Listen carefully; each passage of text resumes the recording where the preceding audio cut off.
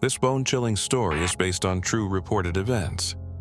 It was the summer of 1970 when four friends, Daniel, Mark, Sophie, and James, set out on what was supposed to be a fun, adventurous picnic.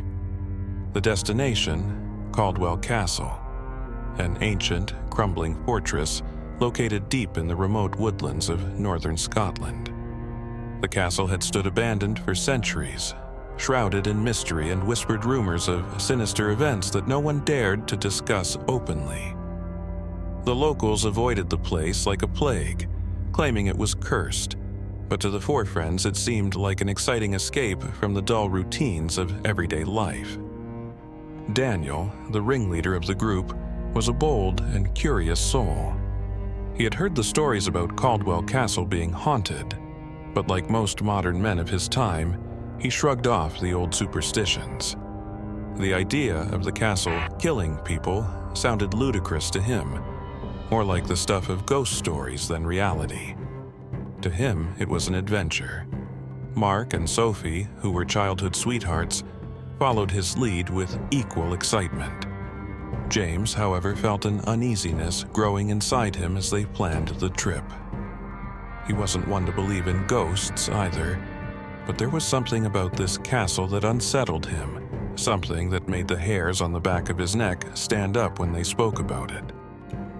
The day came when the four friends packed their car and set out for Caldwell Castle. It was a warm, bright morning, and the thick canopy of trees that lined the narrow road gave way to occasional glimpses of the distant stone towers of the castle. The path leading to the castle was treacherous, overgrown with weeds and brambles, and riddled with potholes. As they drove closer, the once clear blue sky grew dark and cloudy, almost as if the castle was drawing in the storm. When they arrived, the castle loomed before them, much larger and more imposing than they had imagined. Its tall gray towers reached for the sky, their edges crumbling with age. The windows were dark, like hollow eyes watching them as they parked the car and unpacked their picnic supplies. The air felt thick, heavy with the weight of time and forgotten history. The laughter that had filled the car on the way there began to fade as they took in the sight of the ancient structure. The castle was eerily silent. Not even the usual sounds of birds or the wind could be heard. The stillness was unnatural, suffocating. Daniel, with his fearless grin, led the way toward the entrance, brushing aside the uneasy glances from James and Sophie. They entered the castle's courtyard, which was overgrown with ivy and weeds. The once grand stone walls were now cracked and worn by time, but there was something more disturbing about the castle's condition. It felt alive. The walls seemed to pulse, as if they had absorbed the suffering of the past and were waiting for new souls to consume. As they ventured deeper into the castle, the air grew colder, and a faint smell of rot and decay hung in the atmosphere. Mark made a joke about the castle's ancient plumbing, but his laugh was nervous, and no one joined in. The corridors were long and winding, leading them into the heart of the castle. The friends explored room after room, each one filled with broken furniture and remnants of a time long gone. But there was something else, something James couldn't quite place. He felt like they were being watched. Every creak, every shadow seemed to follow them. Daniel found a large hall, the remains of what must have once been the castle's grand dining room. An enormous fireplace dominated one end of the room, and the walls were lined with portraits of long-dead nobles. Their faces, pale and ghostly, seemed to stare down at the intruders with silent contempt. It was here that Daniel declared they should have their picnic, in the grandest room of the castle. As they spread out their blankets and opened their picnic baskets, the castle seemed to grow colder still. The temperature had dropped so quickly that they could see their breath, despite it being the height of summer. Sophie, trying to shake off the creeping unease, suggested they eat quickly and explore more of the castle after.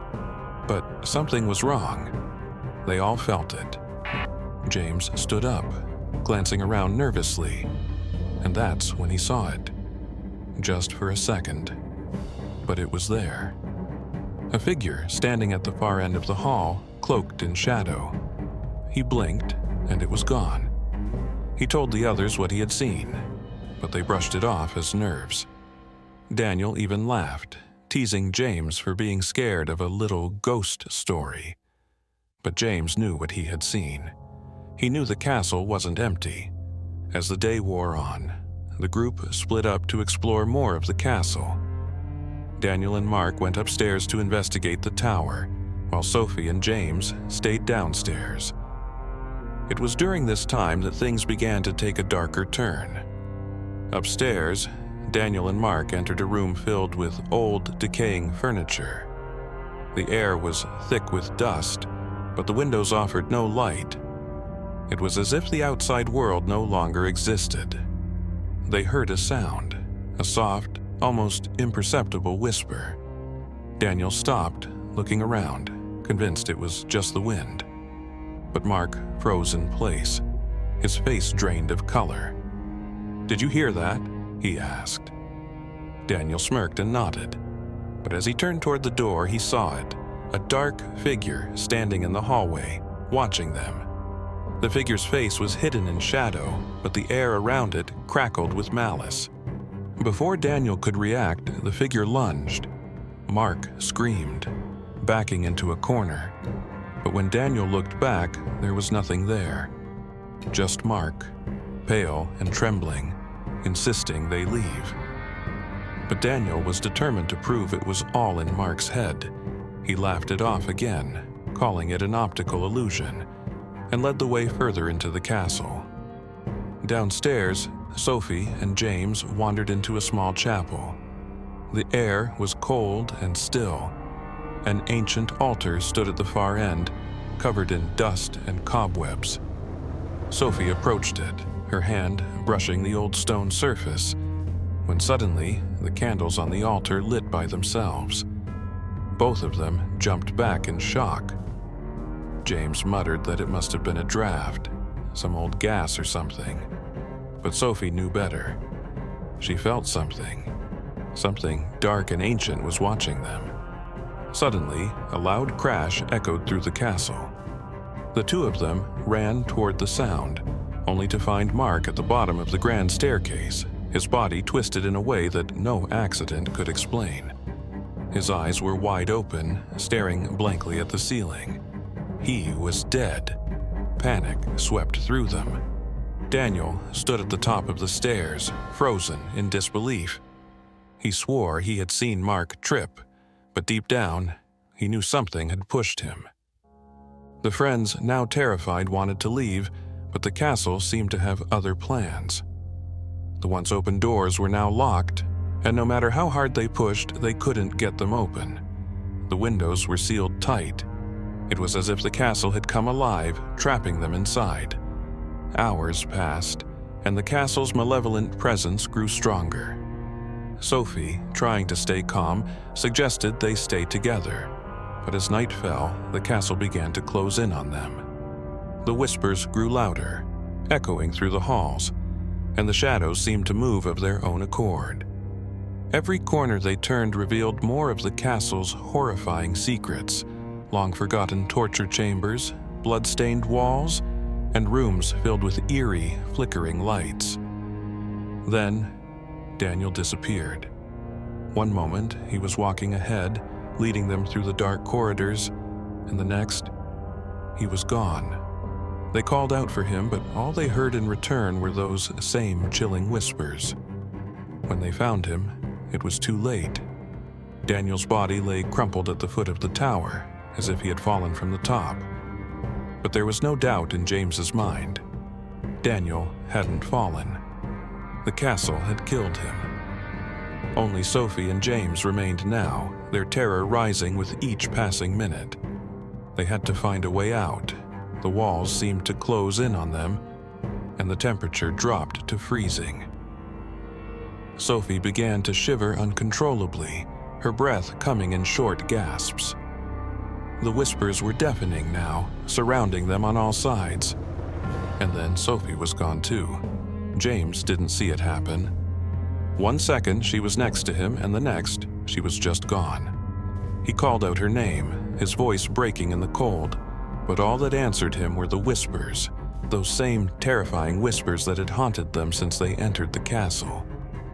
James was alone. His heart pounded in his chest as he wandered through the dark corridors, desperately searching for a way out. Every turn led him deeper into the maze of the castle. His mind raced, and he could feel the presence of something evil stalking him, waiting for the right moment to strike.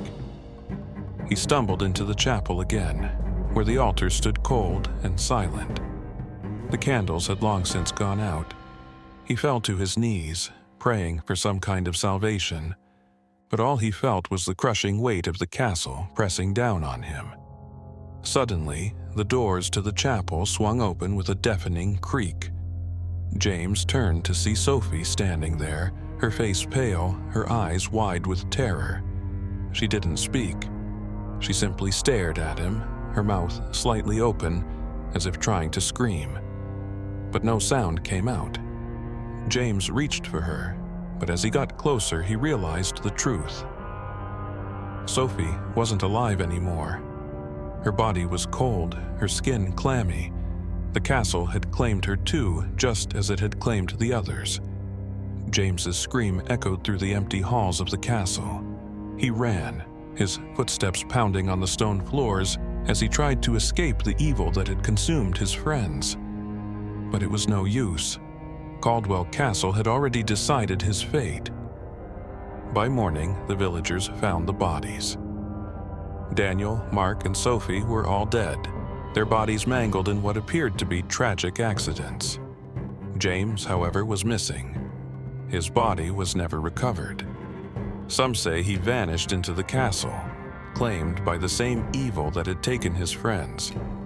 To this day, no one knows what truly happened inside Caldwell Castle. The locals refuse to speak of it, and the castle stands abandoned once more, its dark history buried beneath layers of fear and superstition. But those who dare to visit the ruins tell of strange voices, cold spots, and the feeling of being watched. They say the castle is still alive, waiting for its next victims. Caldwell. Castle may look like an ancient ruin, but it is far from empty. It is a living, breathing entity, hungry for the souls of those who dare to disturb its slumber. And perhaps, somewhere deep within its walls, the spirit of James still roams, trapped in the eternal nightmare that is Caldwell Castle.